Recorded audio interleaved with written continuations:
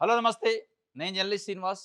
ఈరోజు 'ఆంధ్రజ్యోతి' పేపర్‌లో ఏం బాగున్నామని మీరు అంకెల గారడీ చేస్తున్నారని చంద్రబాబు నాయుడు గారిని 'ఆంధ్రజ్యోతి' పేపర్ సూటిగా అడగకుండా కొంచెం డొంక తిరుగుడు వ్యవహారంలో అడిగింది. మొన్న అంటే ఒక 4, 5 రోజుల క్రితం నారా చంద్రబాబు నాయుడు గారు ఆంధ్రప్రదేశ్ ముఖ్యమంత్రి గారు పవర్ పాయింట్ ప్రజెంటేషన్ చేశారు. అంటే ప్రతి 3 మంత్స్‌కి ఒకసారి చేస్తున్న క్వార్టర్లీ పవర్ పాయింట్ ప్రజెంటేషను. రాష్ట్ర ఆర్థిక పరిస్థితి, తలసరి ఆదాయం, జీఎస్‌డీపీ ఈటిపైన. దాంట్లో చాలా అద్భుతంగా ఉంది. అంటే జాతీయ స్థాయి కంటే మన జీఎస్‌డీపీ పెరిగింది అని జెప్పారు. మరి అప్పులున్నాయన్నారు 14,00,000 కోట్లు. ఇది గత ప్రభుత్వం జగన్మోహన్ రెడ్డి ఉన్నప్పుడు అంత అప్పుల పాలైంది, విధ్వంసం అయిందన్నారు. వీళ్ళొచ్చి 18 నెలలైంది. అంకెలనే జీఎస్‌డీపీ పెరిగింది. సెంట్రల్ స్థాయి కంటే జాతీయ సగటు కంటే ఎక్కువుందని చూపిస్తున్నారు. చూపించిన తర్వాత ఇంకేంటి మరి ఇబ్బంది? కేంద్రం నుంచి సంపూర్ణమైన మద్దతుందని చంద్రబాబు నాయుడు గారు, పవన్ కళ్యాణ్ గారు, లోకేష్ గారు చెప్తా ఉన్నారు. సంపూర్ణమైన మద్దతుంది కేంద్రం నుంచి డబుల్ ఇంజిన్ సర్కారని. మరి మద్దతంటే అక్కడి నుంచి ఫుల్లు నిధులొస్తున్నాయి. ఇక్కడ జీఎస్‌డీపీ పెరిగింది. మరి దేనికోసం ప్రజలకిచ్చిన హామీలను అమలు చేయట్లే. పదే పదే ఇది రాష్ట్రం విధ్వంసం పాలైంది. కాస్త టైం కావాలి. సంపదని పెంచాలి, సృష్టించాలి అనే పరిస్థితి. ఇక చివరికి ఎక్కడికొచ్చిందంటే డిసెంబర్ 1కి జీతాలు ఇవ్వలేని పరిస్థితికొచ్చింది. డిసెంబర్ 1కి గవర్నమెంట్ ఎంప్లాయీస్‌కి, పెన్షనర్స్‌కి ఇవ్వాల్సిన జీతాల గురించి ఒక 3,000,00,00,000 ఆర్‌బీఐ దగ్గర బాండ్లు పెట్టి అప్పులు తెచ్చి ఇవ్వాల్సిన పరిస్థితికొచ్చింది అని చెప్పి ఆంధ్రజ్యోతి రాసింది. కొన్ని వాస్తవాలు ఉన్నాయి ఇందులో.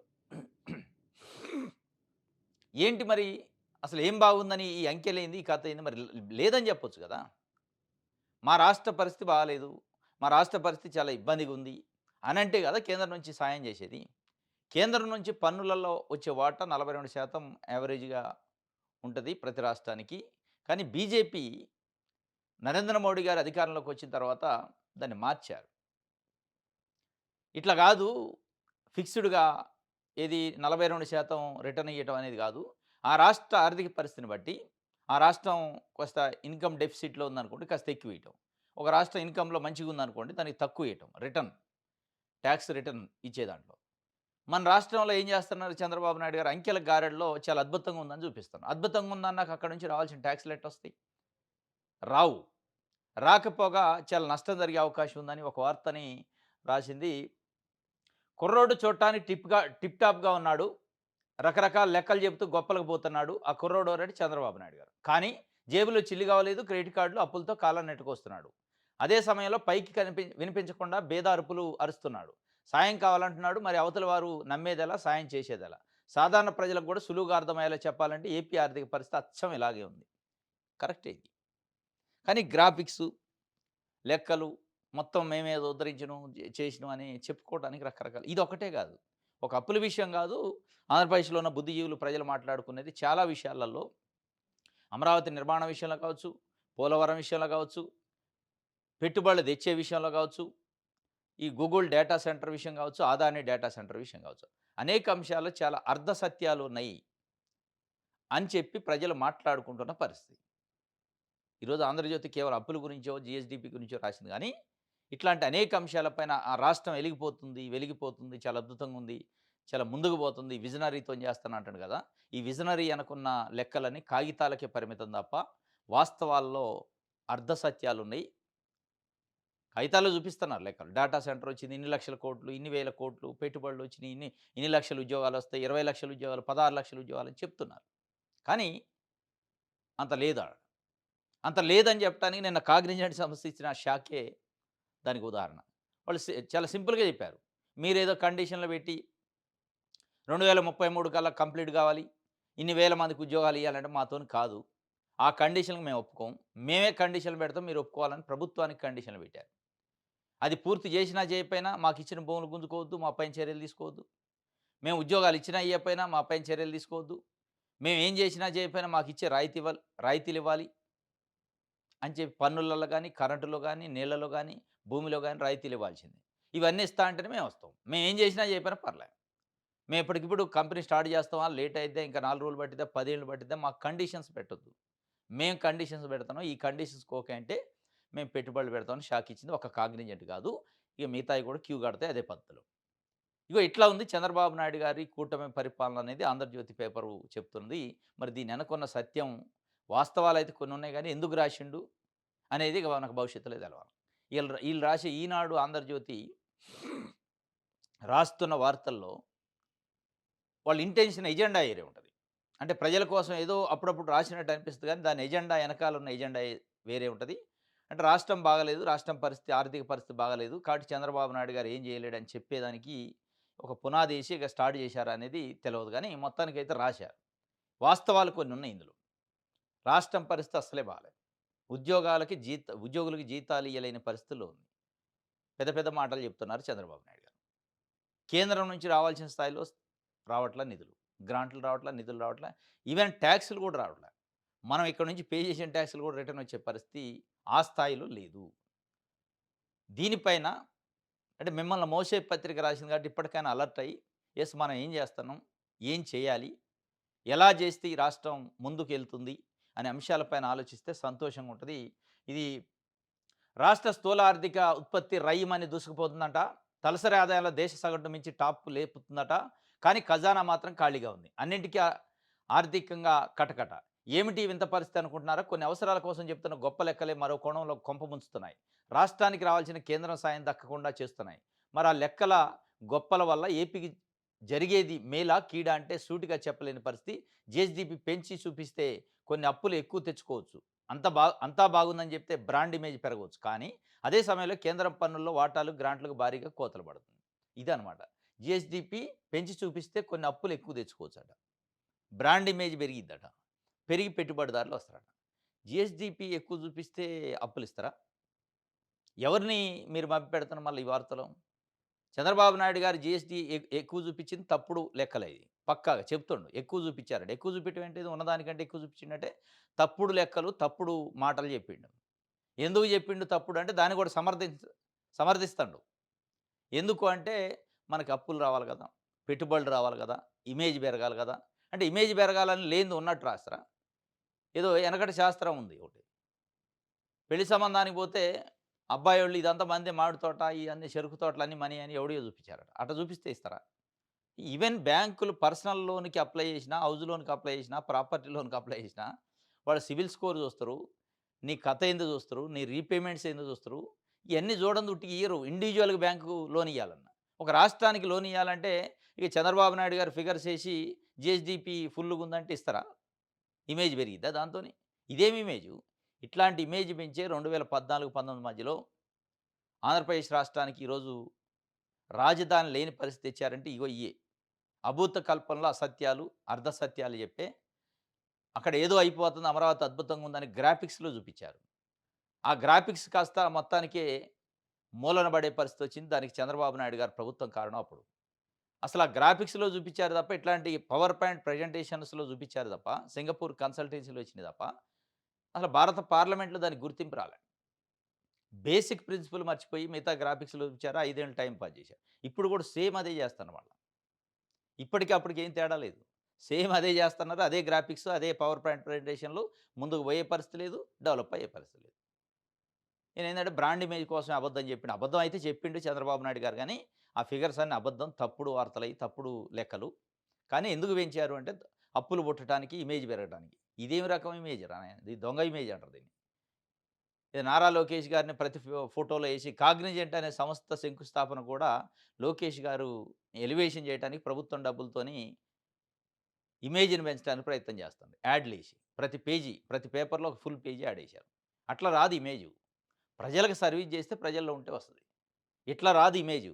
లేని ఆదాయాన్ని, లేని ఆస్తులు ఉన్నట్టు చూపిస్తే ఇమేజ్ రాదు. ఇయన్నీ చీటింగు, కన్నింగ్ వ్యవహారాలంటారు వీటిని. చీటింగ్, కన్నింగ్ ఎన్ని రోజులు నిలుస్తది? అంటే దీన్ని బట్టి చూస్తే ఇప్పుడు చంద్రబాబు నాయుడు గారు గాని, కూటమి గాని చేస్తున్న పనులు చాలా విషయాలలో ఇట్లాంటి అబద్ధాలు, చీటింగులున్నాయా?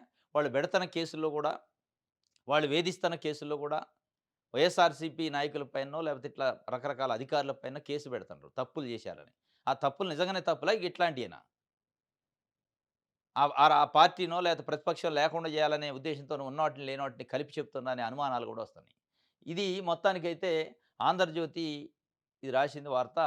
అప్పులు, ఆర్థిక పరిస్థితులు ఏపీ, బీహార్ దాదాపు ఒకటే. కానీ ఈ ఏడాది కేంద్రం పన్నుల వాటా మనకంటే బీహార్‌కి 10,000 కోట్లు ఎక్కువొచ్చాయి. దీనికి ప్రధాన కారణం ఆర్థికంగా బాగున్నాం అని మనకు మనం చెప్పుకోవడమే.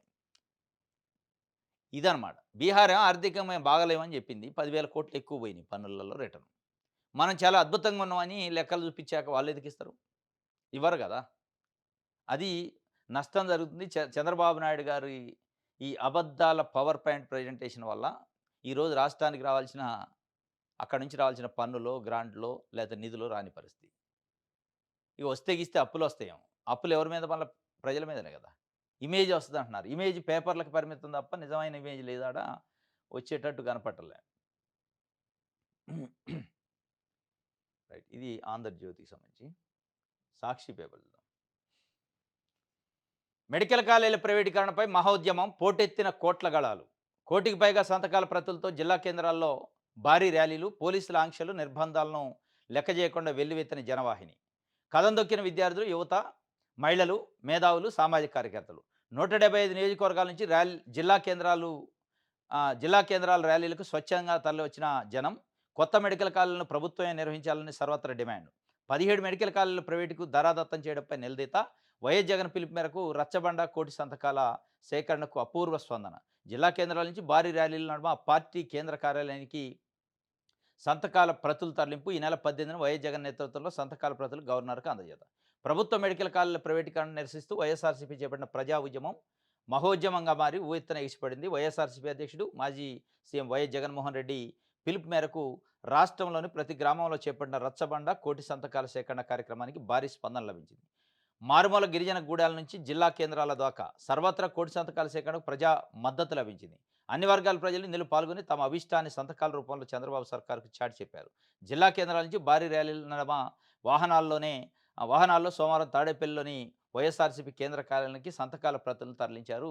ఇది పెద్ద ఎత్తున ఇది అనంతపురంలో నిర్వహించిన బైక్ ర్యాలీలో పాల్గొన్న వేలాది మంది ప్రజలట. ఇట్లా చాలా అంటే 175 కాన్స్టిట్యున్సీలలో పోలీసులు అడ్డంకులు సృష్టించినా అధిగమించి అణిచివేతలను ధిక్కరించి వైఎస్ జగన్మోహన్ రెడ్డి పిలుపు మేరకు రోడ్ల మీదకొచ్చారు ప్రజలు. అంటే వైఎస్ జగన్మోహన్ రెడ్డి గారు ఒక పిలుపిస్తే రారు. అంటే దాంట్లో కాజుండాలి. ప్రభుత్వ ఆధ్వర్యంలో ఉండాల్సిన మెడికల్ కాలేజీని ప్రైవేట్‌కి దారాదత్తం చేస్తున్నారు చంద్రబాబు నాయుడు గారు. ఇది మంచి పద్ధతి కాదు. ఇది మన ఆస్తి. ఇది ప్రభుత్వానికి ప్రజలకు చెందాల్సిన ఆస్తిని ప్రభుత్వ వైద్యశాలల్లో వైద్యం చేయించుకోవాల్సిన పేదలకు సంబంధించిన సర్వీస్ అది. పేద విద్యార్థులు చదువుకోవాల్సిన వైద్య కళాశాలలు వాటిని తీసిపోయి ప్రైవేట్ వాళ్ళ చేతులు పెడితే ఇది నష్టం అని చెప్పి ప్రజలు స్పందన విపరీతంగా ఉంది. ఇప్పటికైనా చంద్రబాబు నాయుడు గారు ఆలోచించాలి. పునరాలోచించి ఈ స్థాయిలో ప్రజలు కోట్ల మంది, లక్షల మంది, కోట్ల మంది నిరసన వ్యక్తం చేస్తారు, వ్యతిరేకిస్తున్నారు కాబట్టి మనం ఆలోచించాలి. ఏదన్నా దానిపైన పునరాలోచించి దీన్ని వెనక్కి తీసుకునే కార్యక్రమం చేస్తే చాలా అద్భుతంగా ఉంటుంది. ఇది ఇట్లనే పోతే మిమ్మల్ని చరిత్ర క్షమించదు అనేది ఇవాళ బుద్ధిజీవులు, ప్రజాస్వామ్యవాదులు మాట్లాడతాం. దీనిపైన ఈ కోట్ల గళాలు చూసిన తర్వాత అయినా పవన్ కళ్యాణ్ గారు మాట్లాడాలి. రాజకీయాల్లోకి వచ్చిన మార్పు కోసం నేను పార్టీ పెట్టిన అంటున్నారు. ఈ మార్పు కోసం రాజకీయాల్లోకి వచ్చిన పవన్ కళ్యాణ్ గారు కనీసం ఈ కోట్ల గళాల గొంతును చూసిన తర్వాత కూడా మాట్లాడకపోతే మిమ్మల్ని కూడా చరిత్ర క్షమించదు. తప్పనిసరిగా స్పందించాల్సిన అవసరం ఉంది. ఇది ఇక్కడ కోట్ల మంది ఈ స్థాయిలో రోడ్ల మీదకొస్తే కొన్ని పేపర్లు ఎట్లా రాసినాయంటే దీనిపైన ఇది చూద్దాం. ఆంధ్రప్రభలోని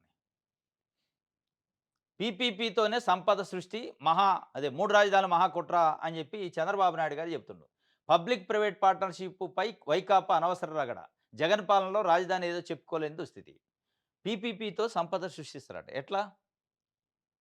పీపీపీ అంటేనే ఆ 3 పీల్లో ఒక ప్రైవేట్ ఉండే. ప్రైవేట్ ఉన్నాక ఎవరికి సంపద? ప్రైవేటోళ్ళకే? ప్రజలకే? రాష్ట్రానికే? అది చెప్పాలి కదా! సంపద సృష్టిస్తున్నారు ఎవరికి? మీకు కావాలనుకున్నోళ్ళని దాంట్లో పెట్టి ప్రభుత్వ మెడికల్ కాలేజీలో వాళ్ళని తీసిపోయి పార్ట్నర్‌షిప్ ఇచ్చే వాళ్ళకి సంపదను పెంచుతున్నారు మీరు. అనేది ఈరోజు ప్రజలు మాట్లాడుకుంటున్నారు. అది కాదు సార్ మనం మన రాష్ట్రానికి సంపదను పెంచండి మీరు. మీరు ఎన్నికలలో రాష్ట్రానికి ప్రజలకు సంపద పెంచుతా అని మీ చుట్టూ అనుచరులకి లేదా మీ బినామీలకో లేదా మీకు పార్టీకి స్పాన్సర్ చేసే వాళ్ళకో సంపదని సృష్టిస్తా అంటే కుదరదు కదా! దానిపైన నిరసన వ్యక్తం చేస్తుంది. అది సింపుల్‌గా చెబుతున్నా పీపీపీతోనే సంపద సృష్టించొచ్చు. లేదంటే సృష్టించలేమా? మరి మొత్తం ప్రభుత్వాన్ని కూడా పీపీపీకి ఇయ్యండి. ఆ ప్రభుత్వంలో కూడా కొంతమంది ప్రైవేట్ భాగస్వాములు పెట్టుకోండి. లేదంటే మీకున్న వ్యాపారాలు, మీకున్న బిజినెస్‌లు, మీకున్న ఆస్తులను కూడా ప్రైవేట్ వాళ్ళకిచ్చేయండి. ఇస్తారా అట్లా? రాష్ట్రం కాబట్టి ఎవడికంటే వాడికి రాసిస్తా అంటే సరిపోద్దా? కాదు గదా! ఇప్పుడు మీకున్న సంస్థలు మొన్నటిదాకా ఉన్న హెరిటేజ్ మరి ఇప్పుడుందో లేదో తెలదు. అట్లాంటివి కూడా మరి ప్రైవేట్ వాళ్ళకిస్తారా? ఇంకోళ్ళకిచ్చి వాళ్ళ చేతిలో పెడతారా? మేనేజ్ చేయలేము మనం అని. చాలా ముద్దుగా ఏం చెప్తున్నారంటే పీపీపీ అంటే కేవలం నిర్వహణ మాత్రమే వాళ్ళు చేస్తారు. మొత్తం మేనేజ్‌మెంట్ మనమే అంటున్నారు. నిర్వహణ వాళ్ళెందుకు చేయాలి? మనమే చేసుకోవచ్చు కదా! అంటే ప్రభుత్వం చేయలేని మేనేజ్‌మెంటు, నిర్వహణ వాళ్ళేం చేస్తారు? ప్రైవేట్ వాళ్ళు. ఈ నిర్వహణ పేరుతోని వాళ్ళని తెచ్చి ఆ సీట్‌లో కూర్చోబెట్టి, గల్లాపెట్ట పెట్టి 6,00,00,000, 7,00,00,000 సీట్లు అమ్ముకునే కార్యక్రమానికి నాంది పలికి, దానికి ముందు పేరు సంపద సృష్టి పీపీపీ అని పెడితే, ఎవరి చెవిలో పూలు పెడతారు? మీరు ఈరోజు 'ఆంధ్రజ్యోతి' పేపర్ వార్త రాసినట్టు జీఎస్‌డీపీ ఉన్నదాన్ని, లేనిదాన్ని ఉన్నదాన్ని చూపించి, కాగితాల మీద కహానీలు చెప్పి, ఏదో అద్భుతాలు జరుగుతున్నాయని చెప్తే, ఆడు రాసిండు క్లియర్‌గా పరువు తీశా. ఆడేమి లేదు ఎందుకు ఇయన్నీ రాస్తున్నావు అని. సేమ్ ఇది అంతే. పీపీపీల్లో తప్పనిసరిగా పీపీపీ అంటేనే ప్రైవేటు. ఆ ప్రైవేటోళ్ళు ఉన్నారు అంటేనే వాళ్ళు ఉత్తగా రారు. అసలు మనం చేయలేని, ప్రభుత్వం చేయలేని మేనేజ్‌మెంట్ వాళ్ళేం చేస్తారు? ఎందుకు చెప్తుండ్రు ఈ కుంటి సాకులు? డైరెక్ట్‌గా చెప్పండి అమ్మేస్తున్నాం కాలేజీలని. ఇది ఈయన సంపదని సృష్టించొచ్చని చెప్పినట్టు ఇది ఒక వార్త రాశారు. ఇంకొక పేపర్‌లో హ్మ్. ఆ!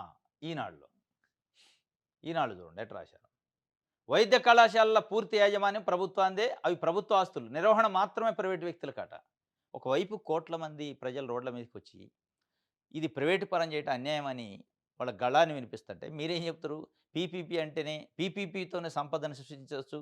వైద్య కళాశాలలు పూర్తి యాజమాన్యం ప్రభుత్వానిదే. కేవలం నిర్వహణ మాత్రమే ప్రైవేటోళ్ళు. అసలు నిర్వహణ వాళ్ళెందుకు? ఇప్పుడు ప్రభుత్వాన్ని ఎన్నుకున్నారు. 164 సీట్లు ఇచ్చారు. ప్రభుత్వం, ముఖ్యమంత్రి, క్యాబినెట్, క్యాబినెట్ కింద సెక్రటరీలు అందరూ ఉంటారు. కలెక్టర్స్. మరి దాంట్లోంచి ప్రైవేటోళ్ళు మళ్ళా కూర్చుంటే దాన్నేమంటారు? ప్రభుత్వం అంటారా? ఇద్దరు ముగ్గురు మంత్రులు ప్రైవేట్‌గా వచ్చి కూర్చున్నారనుకోండి. లేదు, లేదు వాళ్ళు గూడా ఉండాలి నిర్వహించలేకపోతున్నాం మేము అని చెప్పి వాళ్ళని పెట్టుకుంటారా మీరు? మీరింత పెద్ద ప్రభుత్వాన్నే నడుపుతుంటే రాష్ట్రాన్ని 5,00,00,000 మంది ప్రజలున్న ఆ రాష్ట్రాన్నే మేనేజ్ జేసి పరిపాలిస్తున్నప్పుడు, ఒక మెడికల్ కాలేజ్‌ని పరిపాలించే మెకానిజం మన దగ్గర లేదా? స్టాఫ్ లేదా? ఉంది అన్నీ ఉన్నాయి గానీ మీకు కుంటి సాకులన్నటియి. మనం నిర్వహించలేము వాళ్ళైతే నిర్వహిస్తారు. ఏంటి నిర్వహించేది అందులో? అంటే గల్లాపెట్ట పెట్టుకొని 7,00,00,000, 8,00,00,000 ఒక్కొక్క సీట్‌కి వసూలు చేసే కార్యక్రమం. ఈయన పీపీపీతోనే ఉత్తమమైంది. మెరుగైన విద్యకు పీపీపీనే ఉత్తమమైందట. మరి ఇన్ని రోజులు లేదుగా మీరు ఏడ చదువుకున్నారు? మీకు వైద్యం చేస్తున్న డాక్టర్లు ఇదే పీపీపీ వైద్య కళాశాలలో చదువుకున్నారా? లేదు కదా! ఆ రోజు ప్రభుత్వ మెడికల్ కాలేజ్‌లోనే చదువుకున్నారు కదా! ఆళ్ళు. ఆ రోజు లేని మెరుగైన, ఆ రోజు లేని సంపద సృష్టి ఇప్పుడు ఎక్కడిది పీపీపీతోని? పీపీపీతో కేవలం సంపద సృష్టి ఎవరికంటే మిమ్మల్ని నమ్ముకున్నోళ్ళకి, మీరు నమ్ముకున్నోళ్ళకి. వాళ్ళ కోసం మీరు ఇయన్నీ జేస్తన్నారు. వాళ్ళకి సంపదను పెంచడానికి, వాళ్ళ సంపదను సృష్టించడానికి ప్రజల సొమ్ముని తీసుకుపోయి వాళ్ళకి కట్టబెడుతున్నారు. ప్రజల సంపదను కొల్లగొడుతున్నారు. ఇది ఈయన ఇట్ట రాసిండు పీపీపీతోనే అని జెప్పి హ్మ్. అద్భుతాలు జరుగుతాయట పీపీపీతో. ఇక్కడ వేల మంది రోడ్ల మీదకొచ్చి, కోట్ల మంది గళాలినిపించి, కోటి సంతకాలు పెట్టి, ర్యాలీలుగా నవంబర్ 12 నాడు ఒక పిలిపిస్తే కొన్ని వేల మంది రోడ్ల మీదకొచ్చారు. ఇప్పుడు పిలిపిస్తే కొన్ని వేల మంది రోడ్ల మీదకొచ్చారు స్వచ్ఛందంగా. పోలీసుల ఆంక్షలను కూడా అధిగమించి. దీన్ని బట్టి గమనించాలి మీరు. పీపీపీతో సంపద సృష్టించటం అని చెప్పొద్దిగ. ఇక పీపీపీని పక్కన పెడతాం అని చెప్తే తప్ప మిమ్మల్ని చరిత్ర క్షమించే పరిస్థితి ఉండదు. రైట్. సూర్య పేపర్ చూద్దాం. హ్మ్. ఇంగ వైద్య రంగంలో పీపీపీ మోడల్ విప్లవం అట. అచ్చెన్నాయుడు గారు చెబుతున్నారు. ఏంది విప్లవం? ప్రైవేటోళ్ళకి అప్పచెప్పటమా? ఇది విప్లవం గాదు. దీన్ని అమ్మటం అంటరు. విప్లవం ఎక్కడిది? విప్లవం లేదు, మన లేదు.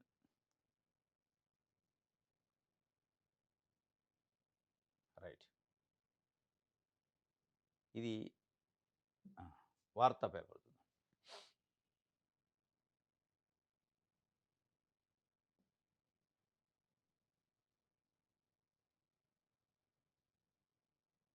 ఇగో పీపీపీ మోడల్‌తో వైద్యంలో విప్లవం వస్తదట. లేదంటే రాదా? అది లేపోతే రాదా వైద్యంలో విప్లవం? అంటే ప్రైవేటోళ్ళకి అమ్మితేనే విప్లవం వస్తదా? మనం జేయాలి చేస్తే విప్లవం. ప్రభుత్వం జేయాలి. ప్రభుత్వంలో ఉన్న సైంటిస్టులు జేయాలి. మీరు జేయాలి. ప్రైవేటోడికి అమ్మి విప్లవం వస్తదంటే ఏం విప్లవం వస్తది? ఏమి రాదు. వచ్చే విప్లవం ఏంటంటే మీ చుట్టూ ఉన్నోళ్ళకి ఈరోజు రూ. 1,00,00,000 ఉంటే రేపు 1000,00,00,000 అయింది ఆస్తి. భవిష్యత్తులో 1000,00,00,000, 2,000,00,00,000 ఆస్తి అయ్యిద్ది. ఆ ఆస్తిలోంచి తెలుగుదేశం పార్టీకో లేదా ఇంకోటో నమ్ముకున్న పార్టీలు డొనేషన్‌లు ఇస్తారు. ఆ విప్లవం తప్ప ప్రజల కోరికే విప్లవం ఏం లేదు ఇందులో. మళ్ళా దీనికి ఒక ముద్దు పేరు విప్లవం వస్తదని చెప్తున్నారు. రైట్. విశాలాంధ్ర పేపర్.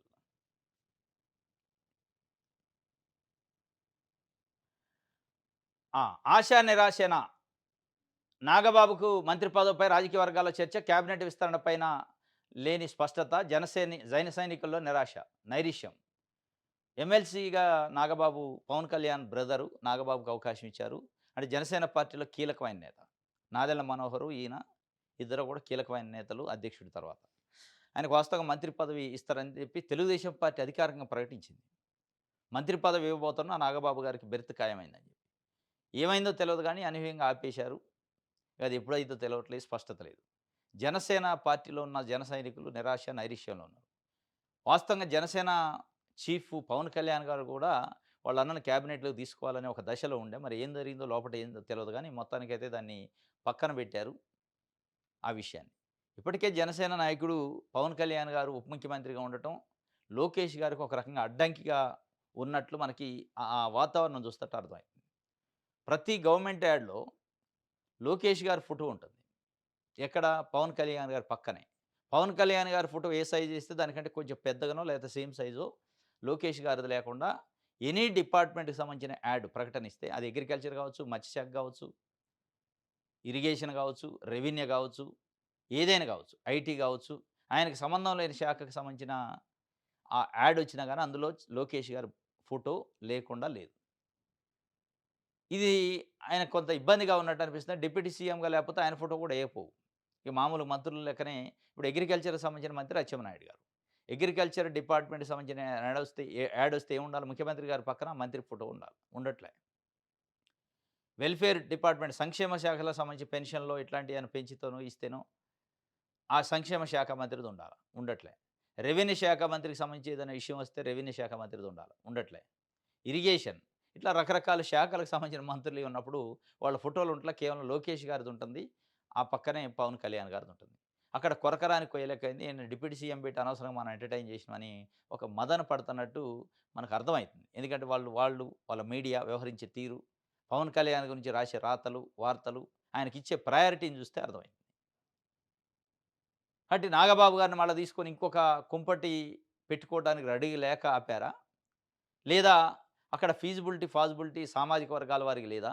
ఏదో గాని మొత్తానికి అది అధికారికంగా వ్యవహరించి అనౌన్స్ చేసి వదిలేశారు. ఒక దశలో అనౌన్స్ చేశారు. అనౌన్స్ చేసిన సందర్భం ఏంటంటే, జనసేనకి కొన్ని ఎమ్మెల్సీలు, రాజ్యసభ మెంబర్స్ ఇవి ఇచ్చే కార్యక్రమం రాజ్యసభ అడిగారు. ఈయనకి. రాజ్యసభ ఇవ్వలే. రాజ్యసభ పోస్టులు కొన్ని ఖాళీ అయితే నాగబాబు గారికి ఇవ్వాలని జనసేన నాయకుడు అడిగితే, ఇవ్వలేని సందర్భంలో మంత్రి పదవి ఇస్తాం, ఎమ్మెల్సీ ఇచ్చని హామీ ఇచ్చారు. ఆ ఒక్కసారికి ఒడ్డెక్కటానికి అన్నారా? లేకపోతే నిజంగా ఇచ్చే కార్యక్రమం అంటే ఇచ్చే కార్యక్రమం లెక్క కనపట్టలే చూస్తంటే.